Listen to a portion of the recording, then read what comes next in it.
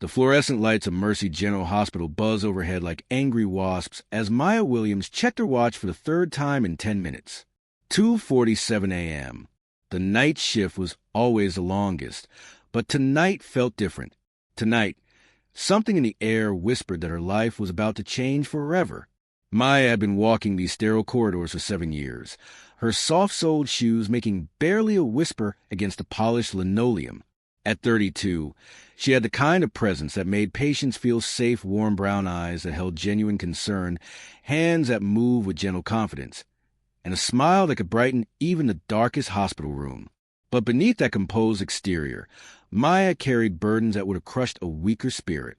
She was a single mother to 8-year-old Zoe, working double shifts to keep their small apartment in the city's east side and dreaming of better days. Every paycheck was stretched thin, every dollar accounted for. The nursing job at Mercy General wasn't glamorous, but it was steady, and in Maya's world, steady meant survival. "Maya, we need you in room 314, called Dr. Patricia Hayes, the night supervisor whose perpetual frown seemed etched permanently into her features. New admission. Elderly male, no insurance, no family. Make him comfortable, but don't get too invested. He'll probably be transferred to county in the morning." Maya nodded, but something about Dr. Hayes' dismissive tone made her stomach tighten. In her 7 years at Mercy General, she'd seen too many patients treated like numbers instead of human beings. The hospital's bottom line always seemed to matter more than the people lying in those beds, fighting for their lives. Room 314 was dimly lit, the only sound coming from the steady beep of monitors and the whispered prayers of the man in the bed. Maya approached quietly, her trained eyes taking in his condition immediately. He was probably in his 70s, with silver hair that had once been carefully combed but now lay disheveled against the pillow. His weathered hands clutched a faded photograph, and despite his obvious pain, there was something dignified about him, something that spoke of a life well lived. "Good evening," Maya said softly, checking his chart. "I'm Maya, your night nurse. How are you feeling, Mr. Thompson?" he whispered, his voice hoarse but kind. "Edmund Thompson. And I've been better, I'll admit." He managed a weak smile. "Though I have to say, you're the first person here who's looked at me like I'm actually human." Maya felt that familiar tug in her chest, the one that had made her choose nursing in the first place. "Well, Mr. Thompson, you're human to me. Now, let's see what we can do to make you more comfortable." Maya Williams had never expected to become a nurse. Growing up in Detroit's inner city, she dreamed of becoming a teacher, maybe even a principal someday. But life had other plans. When she found herself pregnant at 23 and alone, nursing school became her lifeline, a career that could provide stability and meaning. Zoe was her everything. Every morning before her shift, Maya would braid her daughter's hair and pack her lunch, making sure she had everything she needed for school. Every evening, no matter how exhausted she was, Maya would help with homework and read bedtime stories. Zoe was bright, curious, and had inherited her mother's compassionate heart. "Mama, why do you always look so tired?" Zoe had asked just that morning, her small hands touching Maya's face with the tenderness only children possess. "I'm not tired, baby," Maya had lied. "I'm just thinking about all the people I get to help today." It wasn't entirely untrue. Despite the hospital's shortcomings, despite the long hours and modest pay, Maya genuinely loved her work. She had a reputation among the staff for going above and beyond, staying late to comfort a frightened patient, bringing in homemade soup for someone with no visitors, or simply holding someone's hand during their darkest moments. Dr. Hayes often criticized Maya for being too involved with patients, but Maya couldn't help it. These weren't just medical cases to her. They were someone's mother, father, grandparent, or friend. They deserved dignity, respect, and care, not just medical treatment. Mercy General Hospital sat in the heart of the city, a sprawling complex that served everyone from wealthy suburbanites to homeless individuals with nowhere else to go. The hospital's mission statement, prominently displayed in the lobby, spoke of compassionate care for all, but Maya had learned that mission statements and reality didn't always align. The administration was focused on profit margins and efficiency ratings. Patients without insurance were often seen as burdens, transferred to county facilities as quickly as possible. Staff was overworked and underpaid. leading to high turnover and declining morale. Maya had watched too many good nurses leave, burned out by a system that seemed to value money over humanity. But Mr. Thompson was different. Over the next few days, as Maya cared for him during her night shifts, she learned pieces of his story. He'd been a businessman once, successful by his own account, but had lost everything in a series of bad investments and a bitter divorce. He'd been living in a small studio apartment, getting by on Social Security, when a heart attack had brought him to Mercy General. "I built something once," he told Maya one night, his voice stronger than it had been. "Employed hundreds of people. Made a difference, I thought. But when everything fell apart, I learned who my real friends were." He chuckled, but there was sadness in it. Turns out, I didn't have many. Maya found herself looking forward to her conversations with Mr. Thompson. Despite his circumstances, he had a wisdom and kindness that reminded her why she'd become a nurse. He asked about Zoe, remembered details about Maya's life, and always thanked her for the smallest kindnesses. It was on a Thursday night that everything changed. Maya arrived for her shift to find Dr. Hayes waiting with a clipboard and a stern expression. "Thompson in 314 needs to be discharged," Dr. Hayes announced without preamble. "His condition is stable, and we need the bed. County General has agreed to take him." Maya's heart sank. She'd worked at Mercy General long enough to know what transfer to County General meant for someone like Mr. Thompson. Overcrowded, understaffed, and overwhelmed, County General was where patients want to be forgotten. "Dr. Hayes, with respect, Mr. Thompson's condition isn't stable. His heart rate has been irregular and his blood pressure." "The computer says he's stable," Dr. Hayes interrupted. "That's what matters to administration. The discharge paperwork is already prepared. Have him ready for transport by 6 a.m. Maya stared at the clipboard, her hands trembling slightly. She knew the computer Dr. Hayes referenced was just a way of saying the accounting department had decided Mr. Thompson wasn't profitable enough to keep. She also knew that County General, with its overworked staff and limited resources, wouldn't give him the care he needed. That night, Maya sat by Mr. Thompson's bedside, watching his labored breathing and irregular heart rhythm on the monitor.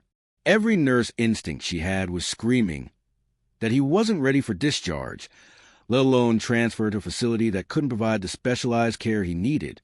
"You're worried about something," Mr. Thompson observed, his eyes opening to meet hers. Despite his condition, he always seemed aware of what was happening around him. "I'm always worried about my patients," Maya said, forcing a smile. "It's part of the job." "No," he said gently. "This is different. What's wrong?" Maya hesitated.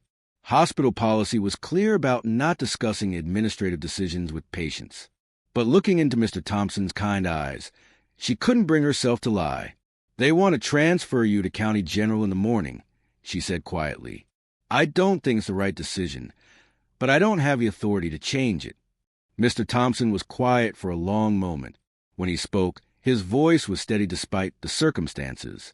"Maya, in my 73 years, I've learned that the right thing and the easy thing are rarely the same. You've been like an angel to me these past weeks. Whatever happens next, I want you to know that you've made an old man feel human again." Maya felt tears threatening. She'd formed attachments to patients before, but something about Mr. Thompson was different. Maybe it was his dignity in the face of adversity, or his genuine interest in her life, or simply the fact that he had no one else fighting for him. That's when Maya made a decision that would change everything.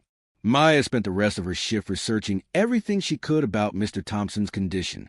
She called in favors from doctors she'd worked with, consulted with specialists who owed her professional courtesies, and even reached out to her former nursing school professors. Every expert she spoke with confirmed what she already knew. Mr. Thompson needed continued cardiac monitoring and specialized care that County General simply couldn't provide. But Maya went further than just seeking medical opinions. She started making calls to her network of connections throughout the city's medical community. She reached out to private cardiologists, called former colleagues who worked at better-funded hospitals, and even contacted medical nonprofits that sometimes help patients in difficult situations. Dr. Martinez, a cardiologist at St. Mary's Hospital across town, agreed to see Mr. Thompson as a favor to Maya. I can't promise anything, he warned. But if his condition is as serious as you described, we might be able to work something out through our charity care program. The problem was getting Mr. Thompson to St. Mary's. Hospital policy required all transfers to go through administration, and Maya knew Dr. Hayes would never approve a transfer to a more expensive private hospital. Mr. Thompson would be on a transport van to County General in a matter of hours. Maya looked at her watch. 4:30 a.m. She had 90 minutes before the transport arrived. She made another call, this time to her brother Marcus, who drove an ambulance for a private transport company. Marcus, I need a huge favor, and I can't explain everything right now. Can you get to Mercy General in the next hour with an ambulance? Maya, what's going on? Are you in some kind of trouble? Not yet, Maya said grimly, but I might be soon. At 5:15 a.m., Maya helped Mr. Thompson into a wheelchair and began pushing him toward the service elevator. Her heart was pounding so hard, she was sure everyone in the hospital could hear it. What she was doing violated every hospital policy she could think of. She could lose her job, face criminal charges, or worse. Maya, what are we doing? Mr. Thompson asked as they reached the elevator. We're getting you the care you deserve, Maya said, surprised by the steadiness in her own voice. I've arranged for a cardiologist to see you at St. Mary's Hospital. They have a charity care program that can help you. But what about your job? Won't you get in trouble for this? Maya paused, her finger hovering over the elevator button. For a moment, she thought about Zoe, about their tiny apartment, about the bills that needed to be paid. She thought about the security her job provided, modest as it was. Then she looked at Mr. Thompson, this kind, dignified man who had been cast aside by a system that should have protected him, and she pressed the button. Some things are more important than jobs, she said. The next few hours passed in a blur. Marcus met them at the service entrance, and together they transported Mr. Thompson to St. Mary's Hospital, where Dr. Martinez was waiting. Within an hour of arrival, tests confirmed what Maya had suspected. Mr. Thompson's condition was far more serious than Mercy General had acknowledged. He needed immediate cardiac intervention that would have been impossible at County General. You probably saved this man's life, Dr. Martinez told Maya as they watched Mr. Thompson being prepared for surgery. His heart was on the verge of complete failure. Another day or two without proper treatment. And Maya nodded, too emotional to speak. She'd done the right thing, but she knew the consequences were coming. Her phone had been buzzing all morning with calls from Mercy General. Finally, she answered. Maya Williams, you need to report to my office immediately.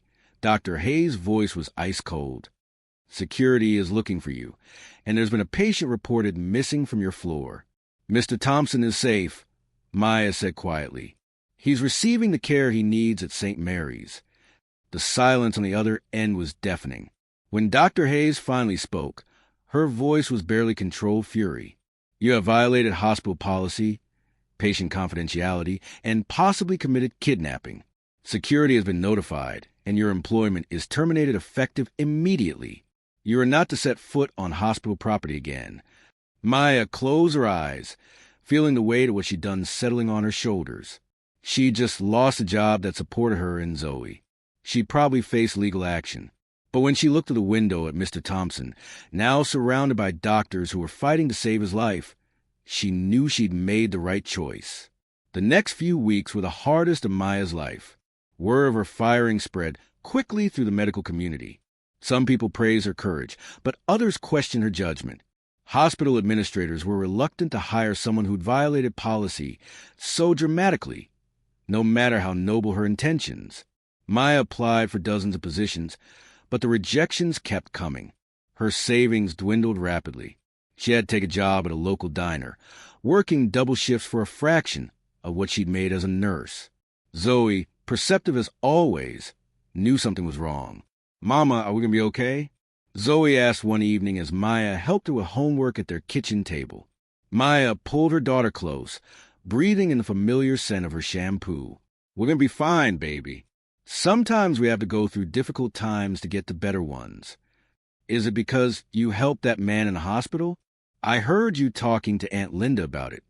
Maya was surprised. She tried to shield Zoe from the details of what had happened. How do you feel about that? Zoe thought for a moment with the seriousness only children can manage. I think you did what Jesus would do. Help people even when it's hard. Maya felt tears starting again. Even in her darkest moment, her daughter's faith in her made everything worthwhile. 6 weeks after losing her job, Maya was working her evening shift at the diner when a well-dressed woman in her 40s approached her table. "Excuse me, are you Maya Williams?" Maya tensed, wondering if this was finally the legal trouble she'd been expecting. "Yes, I am. My name is Sarah Thompson. I'm Edmund Thompson's daughter." Maya's heart stopped. Mr. Thompson had told her he had no family, that he was alone in the world. Seeing Maya's confusion, Sarah smiled sadly. "It's complicated. My father and I have been estranged for years over his business decisions and his marriage to my stepmother. When she divorced him and took everything, I was too proud and angry to reach out. I thought he'd gotten what he deserved." Sarah sat down across from Maya, her eyes bright with unshed tears. "But then I got a call from St. Mary's Hospital. They told me about what you did for him, how you risked everything to save his life. The surgery was successful, by the way. He's going to make a full recovery." Maya felt a wave of relief wash over her. "I'm so glad. How is he?"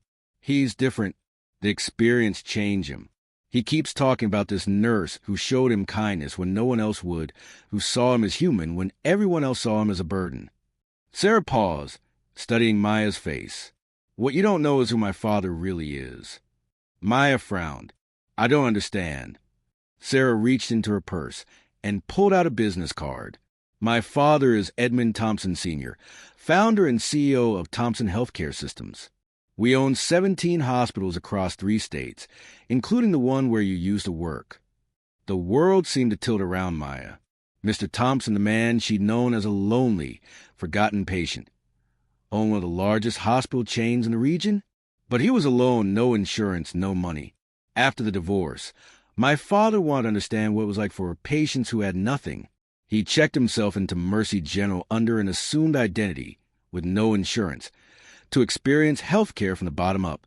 It was supposed to be a temporary experiment to help him improve our hospital's patient care. Sarah's voice grew heavy. What he found was a system that had lost its way, where people like you were rare exceptions in a world of bureaucracy and indifference. Maya sat in stunned silence, trying to process this revelation. Sarah continued, "When you saved his life, you didn't just save my father. You saved our relationship, too. He called me from his hospital bed, and for the first time in years, we really talked. He told me about you, about your daughter, about the sacrifice you made.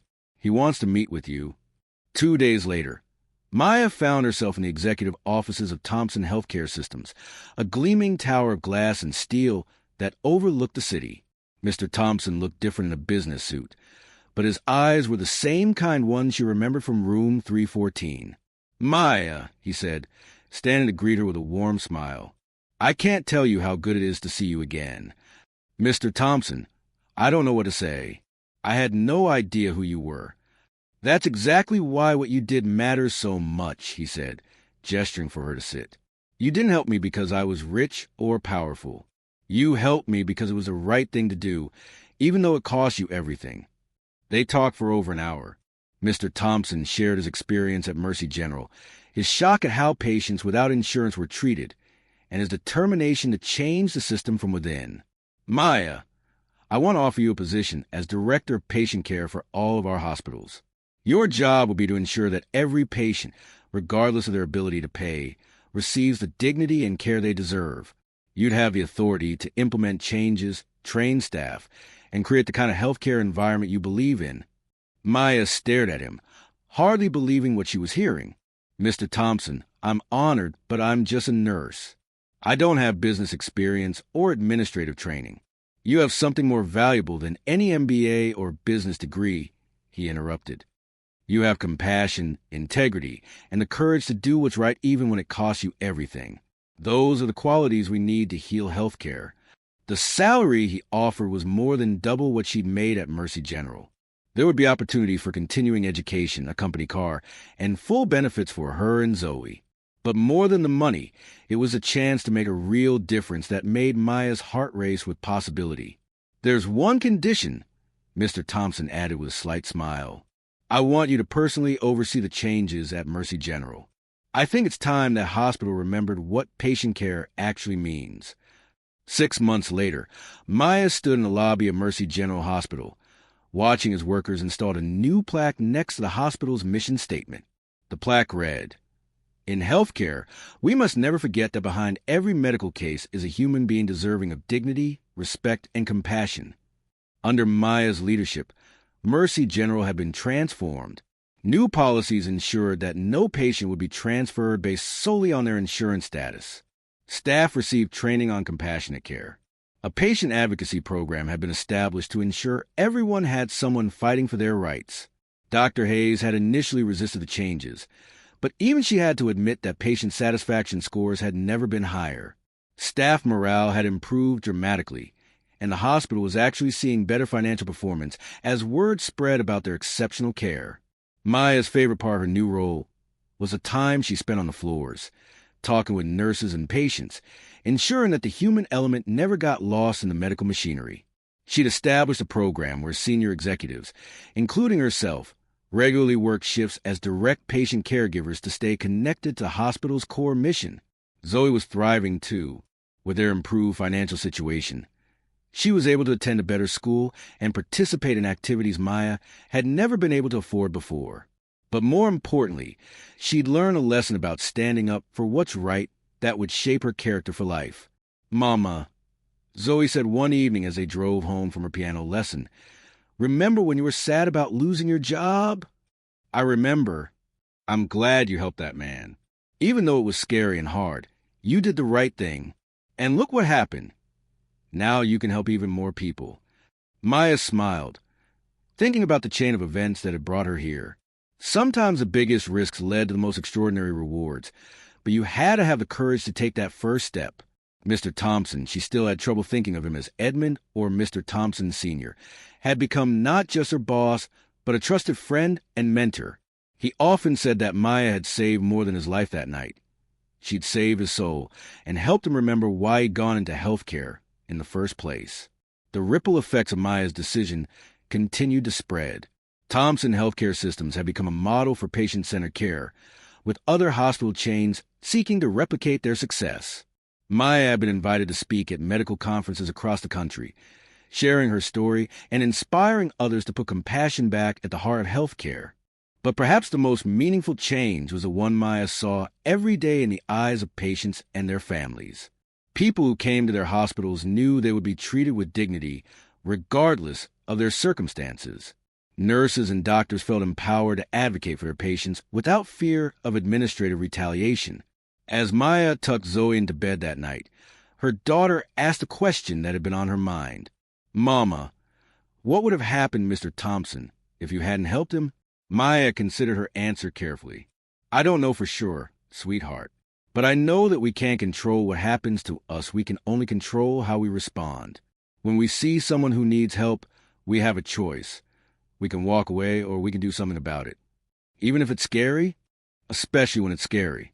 The most important decisions we make are usually the hardest ones." Zoe nodded solemnly. "I want to be like you when I grow up. I want to help people too." Maya kissed her daughter's forehead, her heart full of pride and love. "You can be anything you want to be, baby. Just remember to always choose kindness, even when it's difficult." As Maya reflected on her journey from that desperate night in room 314 to where she stood now, she realized that losing her job had been the best thing that ever happened to her. It had forced her to take a leap of faith that led to opportunities she never could have imagined. But more than the career advancement or financial security, Maya was most proud of the example she'd set for her daughter and the countless healthcare workers who had heard her story. She'd shown that one person's courage to do the right thing could create ripples of change that extended far beyond anything they might expect. The story of Maya Williams had become legend in medical circles, a nurse who lost her job to save a patient and ended up transforming an entire healthcare system. But Maya knew the real lesson wasn't about the extraordinary outcome of her choice. It was about the choice itself. Every day, in hospitals and healthcare facilities around the world, Healthcare workers face decisions between what's convenient and what's right, between what's profitable and what's compassionate. Maya's story served as a reminder that behind every policy, every procedure, and every administrative decision, there are human beings whose lives hang in the balance. The question isn't whether we'll face these moments, Maya often told audiences at her speaking engagements. The question is what we'll do when they come. Will we choose safety or courage? Will we choose indifference or compassion? Will we see patients as problems to be managed or as human beings deserving of dignity? Maya's answer had cost her everything and given her everything in return. The story reminds us that sometimes the greatest acts of courage happen not on battlefields or in moments of obvious heroism, but in the quiet decisions we make when no one is watching. Maya Williams shows us that doing the right thing isn't always easy, but it's always worth it. Have you ever had to choose between doing what's safe and doing what's right? What would you have done in Maya's situation? Share your thoughts in the comments below. I'd love to hear your stories of courage and compassion.